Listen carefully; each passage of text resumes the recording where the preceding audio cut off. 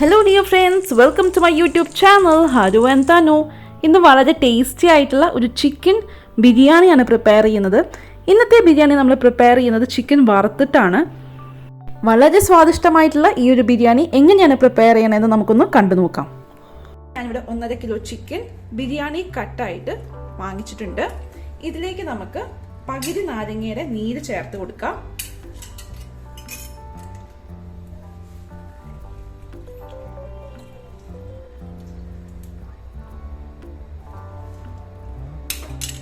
നാരങ്ങ നീര് ചേർക്കുന്നത് ചിക്കൻ നല്ല സോഫ്റ്റ് ആയിട്ട് കിട്ടാനായിട്ടാണ്. ഇതിലേക്ക് നമുക്ക് കുറച്ച് ഉപ്പ്,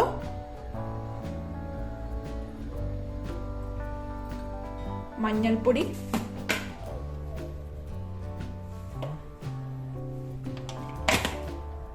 മുളക് പൊടി,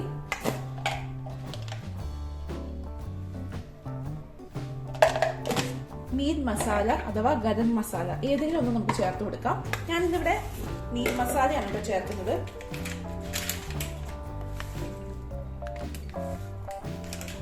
ഒരു ടീസ്പൂൺ മീറ്റ് മസാല ചേർക്കുന്നുണ്ട്. ഇഞ്ചി വെളുത്തുള്ളി പേസ്റ്റ് 1 ടേബിൾ സ്പൂൺ എന്നിവ ചേർത്തിട്ട് നമുക്കൊന്ന് മിക്സ് ചെയ്ത് കുറച്ചു നേരം ഒന്ന് മാറ്റി വെക്കണം. എന്നാൽ ഈ മസാലയൊക്കെ നന്നായിട്ട് നമ്മുടെ ചിക്കനിൽ പിടിച്ചിട്ട് ചിക്കൻ നല്ല സോഫ്റ്റ് ആയിട്ട് വറുക്കുന്ന സമയത്ത് നമുക്ക് കിട്ടുള്ളൂ. ഇത് നമുക്ക് വേണമെങ്കിൽ ഓവർനൈറ്റും വെക്കാം.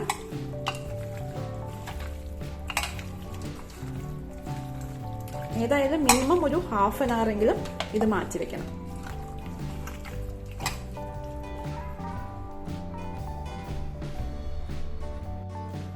ബിരിയാണി ഉണ്ടാക്കുന്ന ഒരു പാത്രത്തിൽ അല്ലെങ്കിൽ ഒരു ബിരിയാണി ചെമ്പിൽ നമുക്ക് കുറച്ച് റിഫൈൻഡ് ഓയിലോ നെയ്യോ ചേർത്ത് കൊടുക്കാം. ഇതിലേക്ക് നമുക്ക് കുറച്ച് അണ്ടിപ്പരിപ്പ്, കിസ്മിസ് എന്നിവ ചേർക്കാം.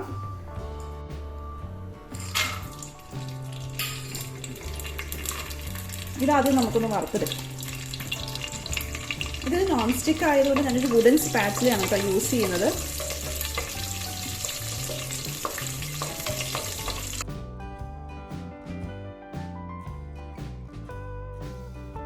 റിഫൈൻഡ് ഓയിലിലേക്ക് നമുക്ക് കുറച്ച് നെയ്യ് കൂടി ചേർക്കാം.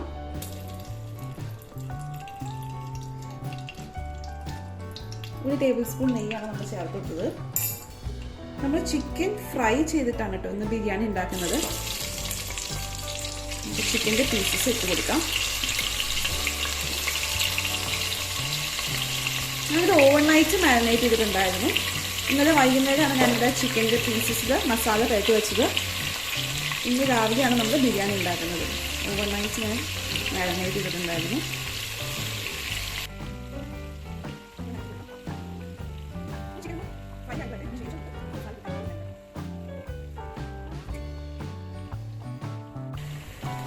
ഈ സമയത്ത് ഞാൻ അപ്പുറത്തെ ഗ്യാസിൽ വെള്ളം ചൂടാക്കാനായിട്ട് വെച്ചിട്ടുണ്ട്. ഇത് ഒരു വലിയ പാത്രത്തിൽ കുറേ വെള്ളം ഞാൻ വെച്ചിട്ടുണ്ട്. ഞാനിന്ന് 600 ഗ്രാം റൈസിനാണ് ബിരിയാണി ഉണ്ടാക്കുന്നത്. ഞാനിപ്പോൾ ഒരു വലിയ പാത്രത്തിൽ കുറേ വെള്ളം വെച്ചിട്ടുണ്ട്. അളവൊന്നുമില്ല. നമ്മൾ ഇതിൽ വെച്ചിട്ടാണ് റൈസ് കുക്ക് ചെയ്യാനായിട്ട് പോകുന്നത്. ചിക്കൻ നമുക്ക് ആദ്യം ഹൈ ഫ്ലെയിമിൽ വെച്ച് കൊടുക്കാം. അതിനുശേഷം നമുക്ക് ഫ്ലെയിം കുറച്ചിട്ട് ഒന്ന് ഫ്രൈ ആക്കിയെടുക്കാം.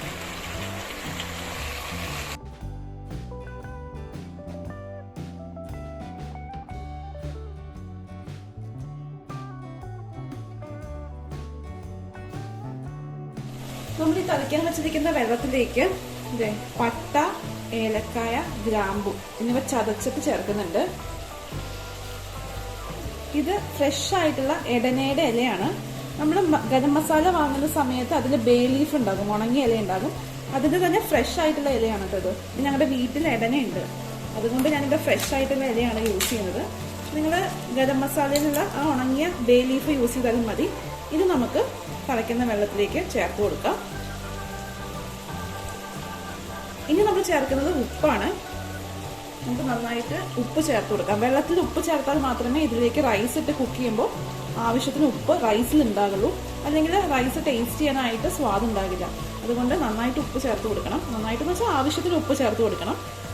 എന്നിട്ട് നമുക്ക് ഈ വെള്ളം ഊറ്റി കളയുമ്പോൾ റൈസിലേക്ക് കറക്റ്റായിട്ട് ഉപ്പ് പിടിച്ചിട്ടുണ്ടാകും. ഇനി നമ്മൾ ചേർക്കാനായിട്ട് പോകുന്നത് നാരങ്ങാനീരാണ്. റൈസ് ഒന്നിലൊന്ന് തൊടാതിരിക്കാനായിട്ട് നാരങ്ങാനീര് ചേർത്ത് കൊടുക്കുന്നത്.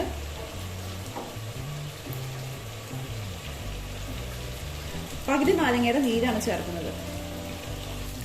അങ്ങനെ ചിക്കൻ നമ്മൾ ഫ്രൈ ചെയ്തെടുത്തിട്ടുണ്ട്. ഇനി നമുക്ക് ഫ്ലെയിം ഒന്ന് കുറയ്ക്കാം. എന്നിട്ട് നമുക്ക് ഈ ചിക്കൻ്റെ പീസസ് മറ്റൊരു പാത്രത്തിലേക്ക് മാറ്റാം.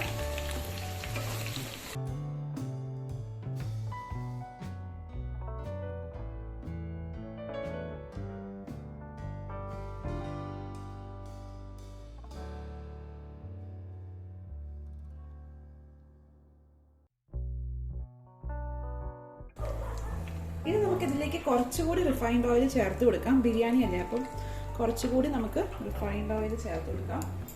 കുറച്ച് നെയ്യ് കൂടി ചേർക്കാം.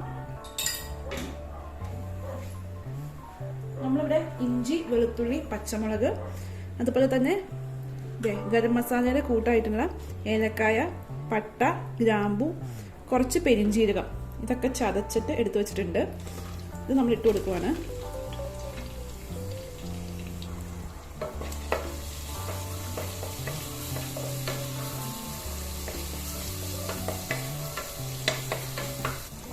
ഞാനിവിടെ പച്ചമുളക് 3 എടുത്തിരിക്കുന്നത്, ഇഞ്ചി ഒരു വലിയ കഷ്ണം, അതുപോലെ തന്നെ വെളുത്തുള്ളി ഒരു പിടി വെളുത്തുള്ളിയാണ് എടുത്തിരിക്കുന്നത്. ഒരു പിടി എന്ന് പറയുമ്പോൾ ഇത്ര വെളുത്തുള്ളിയാണ് എടുത്തിരിക്കുന്നത്.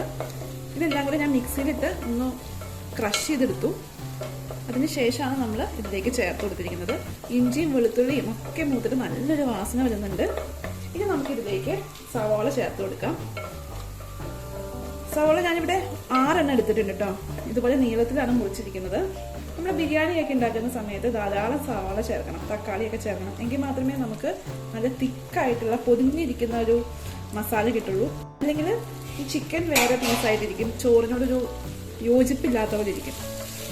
അത് അവോയ്ഡ് ചെയ്യാനായിട്ട് നമുക്ക് ധാരാളം സവാളയും തക്കാളിയൊക്കെ ചേർത്ത് കൊടുത്താൽ മതി. അത് എൻ്റെ ഒരു ഫ്രണ്ട് പറഞ്ഞു തന്നതാണ് കേട്ടോ. ഞാൻ പണ്ട് ഇതുപോലെ ബിരിയാണി ഉണ്ടാക്കുന്ന സമയത്ത് ഇത്ര അധികം സവാള ചേർക്കുന്നുണ്ടായില്ല. അപ്പോൾ എൻ്റെ ബിരിയാണിയിൽ ഇങ്ങനെ ചിക്കൻ വേറെ ആയിട്ടിരിക്കും, റൈസ് വേറെ ആയിട്ടിരിക്കും, അങ്ങനെയായിരുന്നു. അപ്പോൾ എൻ്റെ ഒരു ഫ്രണ്ടാണ് പറഞ്ഞത് ധാരാളം സവാളയും തക്കാളിയൊക്കെ ചേർത്തിട്ടുണ്ടെങ്കിൽ നല്ല ഗ്രേവി, നല്ല ഇങ്ങനെ പൊതിഞ്ഞിരിക്കുന്ന ഒരു മസാല കിട്ടുന്നു. നമുക്ക് സവാള വലിഞ്ഞ് കിട്ടാനായിട്ട് ഉപ്പ് ചേർത്ത് കൊടുക്കാം.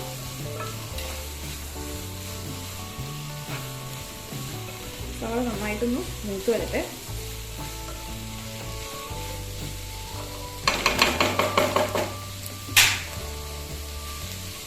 ഇതുപോലെ അടച്ചു കൊടുക്കും.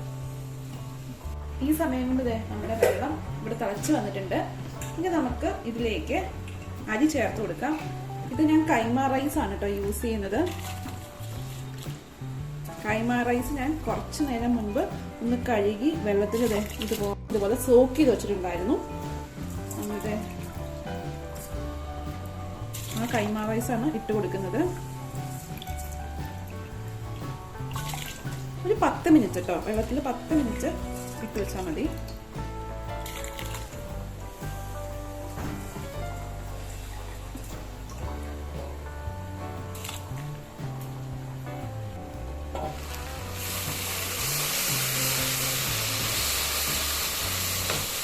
സവാള ഒന്നുകൂടി വലിഞ്ഞു വരട്ടെ, നമുക്ക് അടച്ചു വെക്കാം. അങ്ങനെ സവാള മൂത്ത് വന്നിട്ടുണ്ട്. ഇതിലേക്ക് നമുക്ക് കുറച്ച് മുളക് പൊടി ചേർത്ത് കൊടുക്കാം. കുറച്ച് മല്ലിപ്പൊടി ചേർക്കാം. മല്ലിപ്പൊടിയൊക്കെ ഞങ്ങൾ വീട്ടിൽ തന്നെയാണ് കേട്ടോ പൊടിക്കുന്നത്. മുളക് പൊടിയൊക്കെ വീട്ടിൽ തന്നെ പൊടിക്കാറുണ്ട്. മഞ്ഞൾപ്പൊടി ഞങ്ങൾ മഞ്ഞളായിട്ട് വാങ്ങിക്കും കടയിൽ നിന്ന്, എന്നിട്ട് മില്ലിന് കൊടുത്ത് പൊടിപ്പിക്കും. 2 ടീസ്പൂൺ മല്ലിപ്പൊടി, മഞ്ഞൾപ്പൊടി 1 ടീസ്പൂൺ ഞാൻ ചേർക്കുന്നുണ്ട്. അപ്പോൾ പലരും എന്നോട് ചോദിക്കാറുണ്ട്, മഞ്ഞൾപ്പൊടി ഇത്രയും ചേർക്കുമ്പോൾ മഞ്ഞളിൻ്റെ ചുവ വരുന്നതൊക്കെ, പച്ചച്ചുവ വരുന്നതെന്ന്. അങ്ങനെ ഒരു പച്ച ടേസ്റ്റ് വരുന്നത് നമ്മൾ പച്ചമണം മാറാതെ അടുത്ത ചേരുവ ചേർക്കുമ്പോഴാണ്. ഇതുപോലെ പൊടികൾ ചേർത്തിട്ട് കുറച്ച് നേരം ഒന്ന് സോട്ട് ചെയ്തിട്ട് നമ്മൾ അടുത്ത ചേരുവ ചേർക്കുകയാണെങ്കിൽ അങ്ങനെ ഒരു പച്ചമണം ഒന്നും വരില്ല കേട്ടോ. അത് മാത്രമല്ല നമ്മുടെ കറിക്ക് നല്ലൊരു കളറും ഉണ്ടാകും. അങ്ങനെ മഞ്ഞൾപ്പൊടി ചേർത്തിട്ട് എനിക്ക് ഇതുവരെ അതിൻ്റെ ഒരു പച്ച മണം അല്ലെങ്കിൽ പച്ച മഞ്ഞൾപ്പൊടിയുടെ ടേസ്റ്റ് ഒന്നും ഇതുവരെ തോന്നിയിട്ടില്ല. നമുക്ക് നന്നായിട്ടൊന്ന് സോട്ട് ചെയ്തെടുക്കാം. നമ്മുടെ റൈസ് അപ്പുറത്ത് വെന്തുകൊണ്ടിരിക്കുന്നുണ്ട്. ഇത് മറക്കരുത്, ഇടയ്ക്കൊന്ന് നോക്കണം കറക്റ്റായിട്ട് വെന്ത് വരുന്നുണ്ടോ, കറക്റ്റ് പാകമായിട്ടുണ്ടോ എന്നൊക്കെ. വെന്തിട്ടില്ല, ഇനി നന്നായിട്ട് വേകാനുണ്ട്. കൈമ റൈസ് ബിരിയാണി റൈസ് പോലെയല്ല, കുറച്ച് നേരം കൂടുതൽ വേണം വേകാനായിട്ട്, കുറച്ച് നേരം കൂടുതൽ. അപ്പോൾ അതനുസരിച്ച് നമുക്ക് വേവിച്ചെടുക്കാം. ബസ്മതി റൈസും ഉപയോഗിച്ച് നമുക്ക് ഇതേ രീതിയിൽ ബിരിയാണി തയ്യാറാക്കാം. ഞാനിന്ന് കൈമ റൈസ് യൂസ് ചെയ്തെന്നുള്ളൂ. അങ്ങനെ നമ്മൾ ചേർത്ത് കൊടുത്തിരിക്കുന്ന പൊടികളുടെയൊക്കെ പച്ച മണം മാറിയതിന് ശേഷം നമുക്കിതിലേക്ക് 5 തക്കാളി ചേർത്ത് കൊടുക്കാം. ഇതുപോലെ നീളത്തിൽ മുറിച്ചിട്ടുള്ള ചെറിയ 5 തക്കാളി ആയിരുന്നു കേട്ടോ.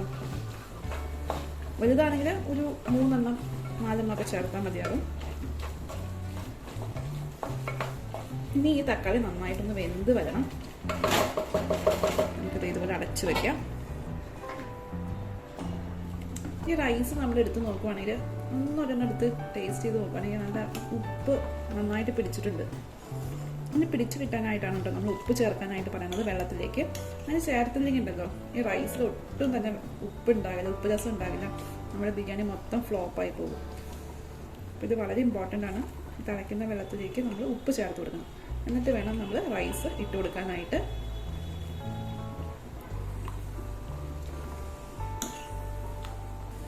അതുപോലെ റൈസ് എപ്പോഴും നമ്മൾ ഇളക്കുവാണെങ്കിൽ അത് പെട്ടെന്ന് പൊട്ടിപ്പോകാനുള്ള ചാൻസ് ഉണ്ട്. റൈസിൻ്റെ മണികളുണ്ടല്ലോ പെട്ടെന്ന് ഇങ്ങനെ ഉടഞ്ഞു പോകും. അപ്പോൾ അത് അവോയ്ഡ് ചെയ്യാനായിട്ട് ഇടയ്ക്കിടയ്ക്ക് ഇങ്ങനെ ഇളക്കണ്ട. നമുക്കൊന്ന് ജസ്റ്റ് അതിൻ്റെ വേവ് കറക്റ്റ് ആണോ എന്ന് നോക്കാനായിട്ട് ഒരു സ്പൂണൊക്കെ ഉപയോഗിച്ച് നമുക്കിത് ഇതുപോലെ എടുത്ത് നോക്കിയാൽ മതി. ചൂടുണ്ടാകും കേട്ടോ, സൂക്ഷിച്ച് വേണം. ഇടയ്ക്കിടയ്ക്ക് കുത്തി ഇളക്കുവാണെങ്കിൽ റൈസ് പെട്ടെന്ന് പൊട്ടിപ്പോകും. തക്കാളിയൊക്കെ ഉടഞ്ഞു വന്നിട്ടുണ്ട്. ഇനി നമുക്കിതിലേക്ക് നമ്മൾ നേരത്തെ വറുത്ത് വെച്ചിരിക്കുന്ന ചിക്കൻ്റെ പീസസ് ചേർത്ത് കൊടുക്കാം.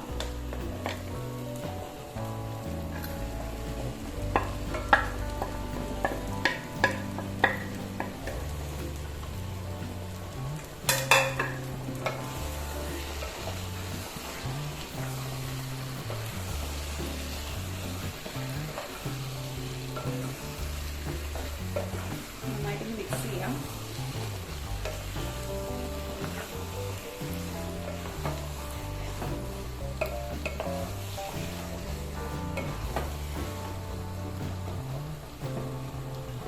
ചിക്കൻ്റെ പകുതി മസാല നമ്മൾ എടുത്തു വെക്കുന്നുണ്ട് ലെയർ ചെയ്യാനായിട്ടാണ്.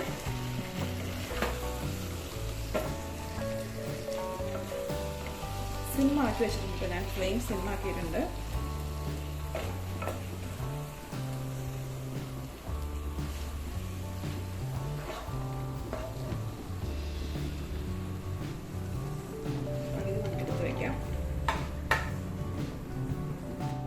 ഇപ്പോഴത്തെ കുക്ക് ചെയ്യുന്ന റൈസിൽ നിന്ന് നമുക്കത് ഇതുപോലെ കോരി ഇട്ട് കൊടുക്കാം. ഇത് വേണ്ട, ഇതിൻ്റെ ഫ്ലേവേഴ്സൊക്കെ ഇപ്പോൾ റൈസിലേക്ക് ഇറങ്ങി കാണും. ചോറിൻ്റെ വെള്ളം നന്നായിട്ട് ഊറ്റിയിട്ട് വേണം കേട്ടോ മസാലയുടെ മുകളിലേക്ക് ഇട്ട് കൊടുക്കാനായിട്ട്. അല്ലെങ്കിൽ നമ്മുടെ ബിരിയാണിയുടെ പാകമൊക്കെ അങ്ങ് മാറിപ്പോകും. ചോറ് പിന്നെയും കുറേ വേവും.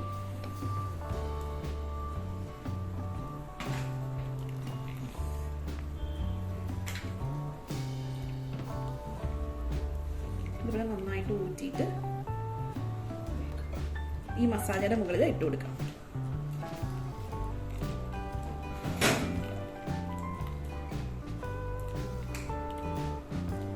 ഇനി ആവുമ്പോൾ നമ്മൾ റൈസ് വേറെ ഊറ്റാൻ നിൽക്കണ്ട, നേരെ ഇതുപോലെ ഇട്ട് കൊടുക്കാം.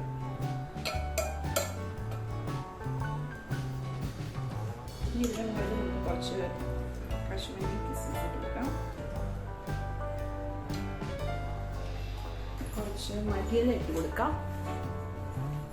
പുതിനയില വേണമെങ്കിൽ ഇട്ട് കൊടുക്കാം. പൈനാപ്പിൾ ഇടാം. ഇനി ഇതിൻ്റെ മുകളിൽ കുറച്ച് നമ്മൾ നേരത്തെ മാറ്റി വെച്ചിരിക്കുന്ന മസാല ചേർത്ത് കൊടുക്കാം. ചിക്കൻ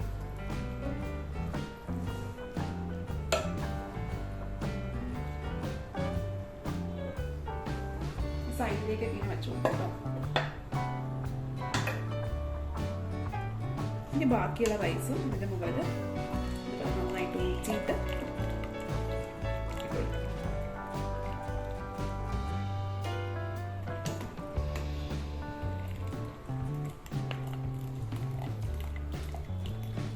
നമ്മളിപ്പോൾ ഈ റൈസ് ഊറ്റാനൊക്കെ നിൽക്കുവാണെങ്കിൽ വലിയ പാടല്ലേ, വേറെ പാത്രം കണ്ടുപിടിക്കണം, അത് പിന്നെ ഊറ്റാൻ നിൽക്കണം, വലിയ പാടല്ലേ. ഇങ്ങനെ ആകുമ്പോൾ നല്ല എളുപ്പമാണ്. വെള്ളം നന്നായിട്ട് ഇതുപോലെ ഊറ്റി കളയണമെന്ന് ശ്രദ്ധിച്ചാൽ മാത്രം മതി. അടിപൊളി ബിരിയാണി നമുക്ക് എളുപ്പം ഉണ്ടാക്കിയെടുക്കാൻ സാധിക്കും.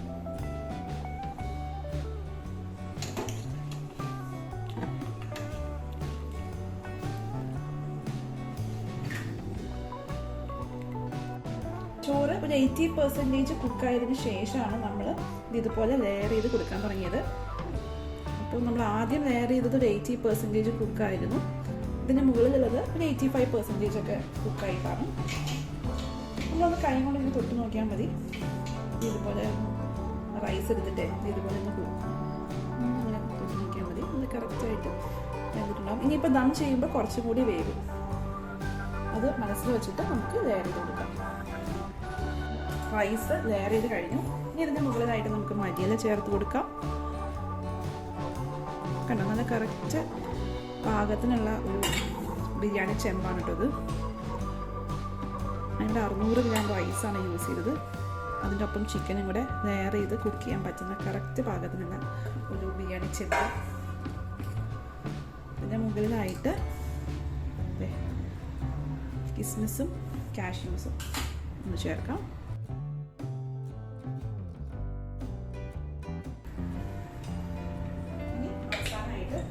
ഞാൻ കുറച്ച് നെയ്യ് കൂടി ചേർക്കുന്നുണ്ട്. മഞ്ഞ കളർ വേണമെന്നുണ്ടെങ്കിൽ നമുക്ക് മഞ്ഞ കളർ ചേർത്ത് കൊടുക്കാവുന്നതാണ്. ഞാനിപ്പോൾ ഇന്നിവിടെ മഞ്ഞ കളറൊന്നും ചേർക്കുന്നില്ല. അല്ലെങ്കിൽ ഇതിൻ്റെ മഞ്ഞപ്പൊടി വെള്ളത്തിലൊന്നും ഡൈല്യൂട്ട് ചെയ്തിട്ട് ഇതിൻ്റെ മുകളിൽ ഒഴിച്ചു കൊടുത്താലും മതി. അല്ലെങ്കിൽ റെഡ് കളർ ചേർക്കാറുണ്ട് ചിലർ. ഞാനിപ്പോൾ അതൊന്നും ചെയ്യുന്നില്ല കേട്ടോ. വളരെ സിമ്പിളായിട്ടുള്ള ഒരു ചിക്കൻ ബിരിയാണിയാണ് തയ്യാറാക്കുന്നത്. ഇനി നമുക്ക് ദം ഇട്ട് കൊടുക്കാം. ഇത് ക്ലോസ് ചെയ്യാം. പ്രസ് ചെയ്യൊന്നും വേണ്ട, ജസ്റ്റ് ഇങ്ങനെ ഒന്ന് വെച്ചു കൊടുത്താൽ മാത്രം മതി. ലോ ഫ്ലെയിമിൽ 15 മിനിറ്റിന് ശേഷം നമുക്ക് ഫ്ലെയിം ഓഫ് ചെയ്ത് കൊടുക്കാം. അതിനുശേഷം ഒരു 10 മിനിറ്റ് കൊണ്ട് കഴിഞ്ഞിട്ട് നമുക്ക് തുറന്ന് നോക്കാം. കറക്റ്റായിട്ട് ബിരിയാണി റെഡിയായി കാണും. വളരെ ടേസ്റ്റിയാണ്. ഞാൻ എന്തായാലും കാണിച്ചു തരാം കേട്ടോ.